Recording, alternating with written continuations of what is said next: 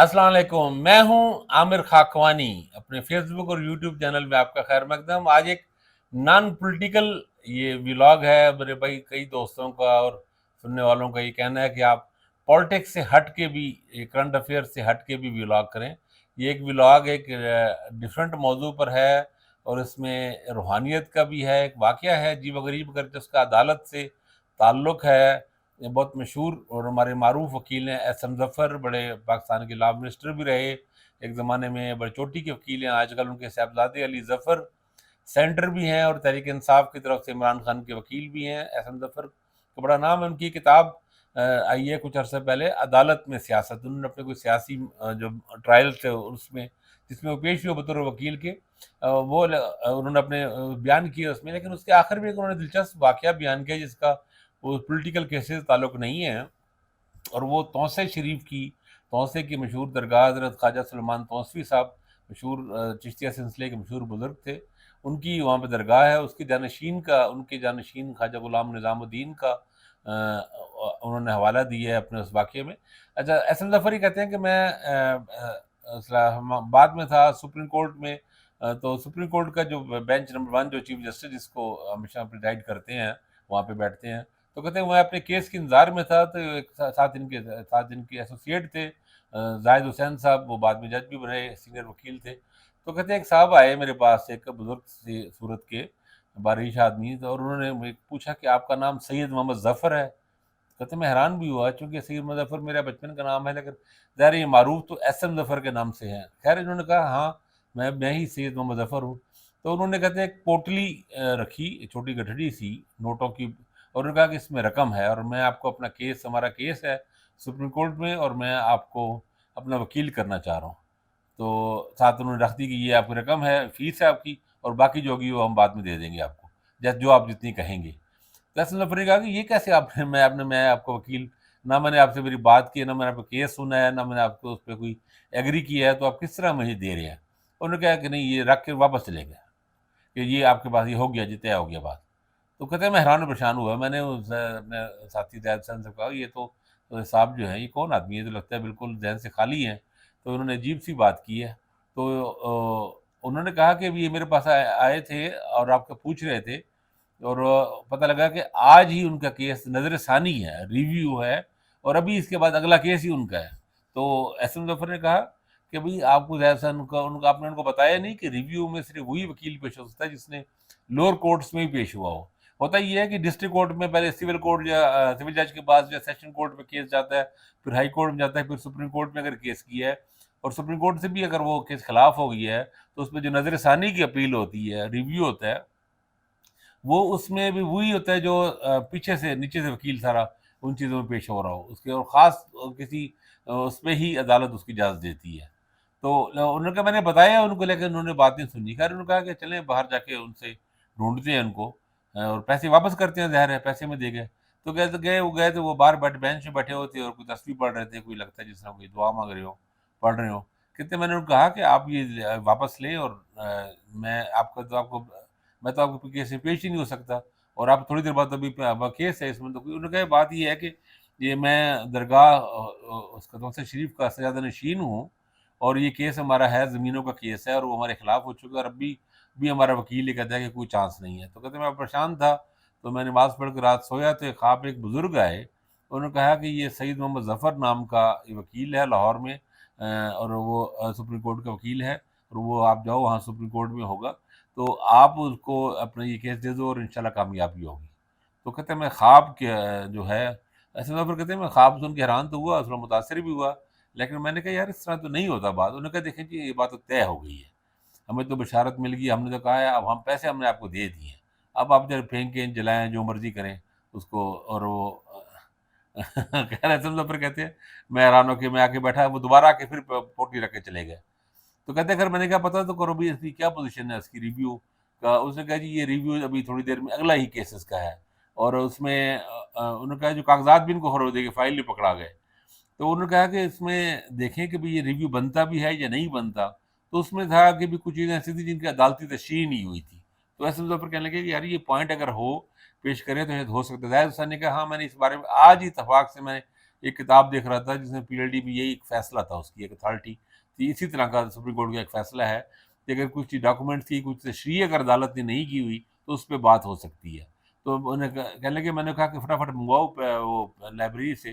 اچھا، اس دوران لگ رہا تھا کہ جو اگلا کیس جو اس سے پہلے لگا ہوا تھا اس کی بحث ختم ہونے والی ہے، اور ایسا مظفر کو لگا تھا کہ یہ ابھی لائبریری تک جانے میں اور آنے میں ظاہر 5 10 15 منٹ لگنے ہیں، تو یہ تو اب 2 منٹ بعد اگر عدالت نے بلا لیا تو ہمارے پاس کچھ ہے ہی نہیں، بات ہی نہیں کرنے کو۔ تو لیکن وہ کہتے ہیں ایسے بات ختم ہوتے ہوتے اچانک وکیل نے کوئی بات کی تو پھر وہ بحث شروع ہوگی، جج نے کوئی سوال کر دیا اور بات کسی اور طرف چلی گئی، اور 10 15 20 منٹ بعد لمبی ہو گئی۔ اس دوران زاہد حسین صاحب وہ لے کے آ گئے، وہ کتاب لے کر آ گئے، تو کہتے ہیں میں نے جو وکیل ان کا خواجہ نظام الدین صاحب کی طرف سے جو پیش ہو رہا تھا اسے زاہد حسین کو کہا کہ یہ جا کے پوائنٹ سمجھاؤ اور اس پوائنٹ پہ مہلت لینے کی کوشش کرو کہ ریویو کی اپیل منظور ہو جاتی ہے یا نہیں۔ یہ پہلے تو یہ ہوتا ہے نا کہ عدالت عام طور پہ پہلے پہ ہی فارغ کر دیتی ہے کہ ریویو کے بھی اس کے لیے وہ تیار ہی نہیں ہوتے۔ تو انہوں نے کہا کہ بھئی وہ کر لو اگر وہ ہوتی ہے بات۔ تو انہوں نے جا کے اس وکیل کو بتایا، تو وکیل نے پہلے تو کہا کہ یہ کون آ گئے، کہاں سے آ گئے؟ خیر انہوں نے جب اتھارٹی وہ ایک ندیر دکھائی، پریسیڈنٹ دکھائی عدالتی فیصلے کی، تو انہوں نے کہا اچھا ٹھیک ہے۔ تو جب وہ گئے تو اس دوران ان کی باری آ گئی، جج صاحب نے سپریم کورٹ کے جج جو تھے انہوں نے ان کو بلایا، تو انہوں نے جا کے وہ پیش کی اپنی بات کی۔ تو انہوں نے کہتے ٹائم ختم ہونے والا تھا، ایسا مظفر کہتے ہیں جج صاحب بھی تھکے ہوئے تھے، تو انہوں نے کہا کہ چلیں ٹھیک ہے بھائی، اس کو کر لیتے ہیں، ایڈمٹ کر لیتے ہیں۔ تو کر لی گئی، اور وہ انہوں نے بعد میں میرے پاس خواجہ نظام الدین صاحب آئے، انہوں نے کہا کہ دیکھیں جی مبارک ہو آپ کو، بات ہوئی۔ کہتے ہیں انہوں نے کہا بھائی بات تو ہے لیکن کیس میں ہم آگے کوئی جان بھی ہے یا نہیں ہے۔ خیر وہ جس طرح وہ پیشیاں ہوتی ہیں سپریم کورٹ میں، چند ماہ بعد پھر دوبارہ آیا۔ اس دوران زاہد حسین صاحب ہائی کورٹ کے جج بن گئے، لاہور ہائی کورٹ جج بن گئے، اور وہ خواجہ صاحب کہنے لگے دیکھیں یہ بزرگوں کا انہوں نے کام کیا تو ان کی دعا ان کو لگی ہے کہ ترقی کی ہے انہوں نے، اور آگے بھی سپریم کورٹ تک بھی جائیں گے۔ تو خیر کہہ لگے کہ بیچ میں پھر ان کے جو مخالف وکیل تھا وہ بھی اچھے کمپیٹنٹ وکیل تھے، انہوں نے پوائنٹ یہ اٹھایا کہ یہ جو جنہوں نے اپیل کی ہے ان کے پاس مختار نامہ تو ہے، لیکن اس مختار نامے میں اپیل کا حق نہیں دیا گیا، ان کو جو ملا ہے ان کو اپیل کا حق نہیں ہے اس میں۔ تو انہوں نے دیکھا تو باقی اس میں اپیل کا لفظ ہی نہیں تھے۔ تو وہ کہتے ہیں یہ پوائنٹ اتنا ویلڈ تھا، ہم نے اس وقت بحث کے لیے ٹائم مانگ لیا جج صاحب سے، اور ہمیں اگلے دن ہمیں موقع مل گیا، لیکن اب ہم رات کو بیٹھے ہوں اور ہمیں سمجھنا ہے کہ یہ تو فوراً کیس خارج ہو جائے گا، کوئی پوائنٹ ہے ہی نہیں۔ تو کہتے ہیں ان کے ساتھ جو خواجہ نظام الدین صاحب کے ساتھ ایک بزرگ تھے جن کو چچا کہتے تھے، ہم بھی ان کو انکل کہنے لگے، وہ بڑے فارسی کے بڑے ماہر تھے اور وہ شعر شعر سناتے تھے اور اس طرح ہوتے ہیں بزرگ تھے۔ تو کہنے لگے، انہوں نے کہا دیکھیں اس میں انتظام و انصرام کا لفظ ہے، اردو میں لکھا ہوتا ہے نا، پرانے زمانے کی خاص اردو ہوتی ہے یہ جو عرضی نویس لکھتے ہیں اور یہ مختار نامے اور اس طرح کے، اس میں انتظام انتظام تو انہوں نے کہا کہ بھائی چلو چیزوں کو دیکھ بھالتے، انصرام اصل میں کہنے لگے یہ بھی وہی چیز ہے، نہیں انہوں نے کہا انصرام ڈفرینٹ ہے، یہ فارسی کا لفظ ہے ڈفرینٹ ہے۔ تو خیر اب رات کو آدھی رات ہو گئی، تو انہوں نے سوچا کہ بھائی اب اس کے لیے ڈکشنری چاہیے، کوئی لفظ کہاں سے ڈھونڈیں۔ اب 12 بجے کا ٹائم تھا، انہوں نے کہا دکانیں بند ہو گئی ہوں گی، اصل میں پھر میرٹ میں ٹھہرے ہوئے تھے۔ کہتے ہیں ہم وہ اسی کمرے میں سارے کاغذات بکھرے چھوڑ کر نکلے بھاگم بھاگ، اور ہم نے ٹیکسی منگوائی تو ہوٹل والوں کو کہا تو ٹیکسی انہوں نے آدھے گھنٹے میں آئے گی، تو آدھے گھنٹے میں ہمیں تھا کہ دکانیں بند ہو جائیں گی۔ خیر کہتے ہیں ہم آئے تو اچانک باہر ایک کسی کی کوئی آیا گیسٹ، ٹیکسی رکی آ کے، وہ اترا تو ہم نے جلدی سے بھاگ کے فوراً وہی ٹیکسی پکڑی اور ہم مسٹر بکس پہ گئے، اسلام آباد میں آپ کو پتہ ہے مشہور دکان ہے مسٹر بکس کی۔ تو ہم پہنچے تو وہ دکان کا شٹر بس بند کر کے لاک ہی کرنے والا تھا۔ کہتے میں نے کہا یار ہمیں فروز لغات چاہیے، تو اس نے کہا میں تو بند ہو رہی دکان۔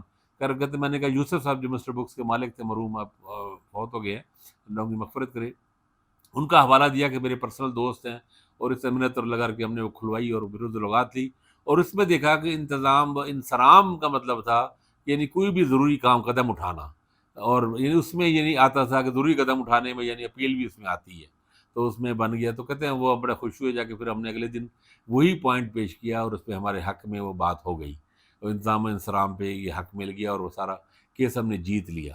تو وہ بعد میں مبارکباد بھی ملی اور کہا کہ دیکھیں جی آپ نے یہ کیا۔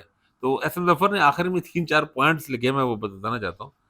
تو کہنے لگے آج تک میرے ذہن میں سوچتا ہوں کہ بھی خواجہ غلام نظام الدین کو خواب میں ایک بزرگ کا وکیل کرنے کی ہدایت، اور یہ کہ وکیل کا نام سید محمد ظفر ہوگا، جو کہ میرے والدین نے میرا نام درج کرایا تھا، میرا شناختی کارڈ بھی اسی نام سے ہے، لیکن میری وکالت کی شہرت اسم ظفر کے نام سے ہے۔ تو ان بزرگ نے خواجہ غلام نظام الدین کو میرا اسم ظفر کے نام کے بجائے پیدائشی نام کا حوالہ کیسے دیا؟ پھر خواجہ غلام نظام الدین مجھ تک اسی دن کس طرح پہنچے جب ان کی نظر ثانی عدالت کے سامنے لگی ہوئی تھی؟ اور یہ بھی عجیب واقعہ تھا کہ کوئی الیک سلیک نہیں ہے، لیکن ایک خطیر رقم وہ ایک میرے حوالے کر دیتے ہیں سائل، اور جسے میں نے کہہ بھی دیا کہ میں مقدمے پیش نہیں ہو سکتا۔ اور یہ بھی اچنبے کی بات ہے کہ مقدمہ زیر بحث تھا، جس میں وکیل یہ کہہ رہے ہیں کہ بحث مکمل ہو چکی ہے، اچانک وہ بحث لمبی ہو گئی اور میرے ایسوسیٹ وکیل کو مہلت مل گئی کہ وہ متعلقہ PhD حاصل کر سکے، جس پہ نظر ثانی برائے بحث منظور ہو گئی۔ پھر ہم ٹیکسی کے انتظار میں تھے اور ٹیکسی اچانک سامنے آ گئی۔ وہ کہتے ہیں یہ اتفاق تھا کہ یا کہ قوت اسے موقع پہ لے آئی، یہ الجھن ابھی تک حل نہیں ہو سکی۔ پھر ایک نہ صرف ایک ہاری ہوئی اپیل سنی گئی بلکہ منظور ہوئی، نچلی عدالتوں کے فیصلے کالعدم قرار دیے گئے، اور غلام نظام الدین کا نظر ثانی کی درخواست کے منظور ہونے کے بعد کہنا کہ سید زاہد حسین میرے جو ایسوسیٹ وکیل تھے ان کو اب بزرگوں کی حمایت حاصل ہے، وہ مزید ترقی کریں گے، وہ بات درست ہوئی۔ زاہد حسین صاحب لاہور ہائی کورٹ کے جج بنے، چیف جسٹس بنے، پھر سپریم کورٹ کے جج بھی بنے، اور کہنے لگے کہ وہ جو ان کے مخالف وکیل تھے ان کو اپنی ابتدائی اعتراض کے منظور ہونے کا اتنا یقین تھا، انہوں نے اعتراض کیا نا کہ مختار نامے میں کہ اپیل کا ذکر ہی نہیں ہے، کہ ان کی میرٹ پہ تیاری نامکمل تھی۔ جب ہم نے انتظام و انصرام کا حوالہ دے کے بات کی تو اس کے بعد میں ان گلدری ایڈوکیٹ کے پاس کوئی پوائنٹ سے نہیں تھی، اور وہ اکھڑے اکھڑے رہے اور وکیل کامیاب ہوئی۔ تو وہ ایس ایم ظفر کہتے ہیں جب ان تمام سوالوں کی ایک سیریز میرے ذہن میں چلتی ہے تو سوائے اس کی کہ میں کیا کہوں کہ اللہ ہی جانتا ہے۔ تو یہ عجیب واقعہ ہے، اس میں روحانیت ہے، توسے کے درگاہ کے خواجہ صاحبان کا بھی بزرگ ہیں، اللہ نے جو بھی ایک پرسرار سا ایک عجیب سا واقعہ، اور اسے بیان کرنے والا کون ہے؟ ایس ایم ظفر صاحب ایک سیکولر آدمی ہیں، لبرل آدمی ہیں، روشن خیال، ماڈریٹ، بالکل بھی ان چیزوں میں یقین نہیں رکھتے، حتیٰ کہ وہ ان خواجہ نظام الدین صاحب کے کہنے کے باوجود اور ان سے وعدے کے باوجود توسہ کبھی گئے بھی نہیں، یعنی ایسا بھی نہیں کہ وہ اس طرح اگر کوئی اور ہوتا تو شاید جا کے توسہ جا کے درگاہ پہ حاضری دیتا ہے، فاتحہ وغیرہ پڑھتا ہے وہاں جا کے، لیکن ایس ایم ظفر سیکولر آدمی بالکل، جو ان چیزوں میں بالکل ہی یقین نہیں رکھتے، لیکن وہ بھی ایک حیران کن ساری باتیں انہوں نے بیان کی ہیں۔ تو یہ ایک عجیب و غریب کہانی ہے، دنیا پر ایسی ہی ہے کچھ۔ اپنا خیال رکھیے گا، اللہ حافظ۔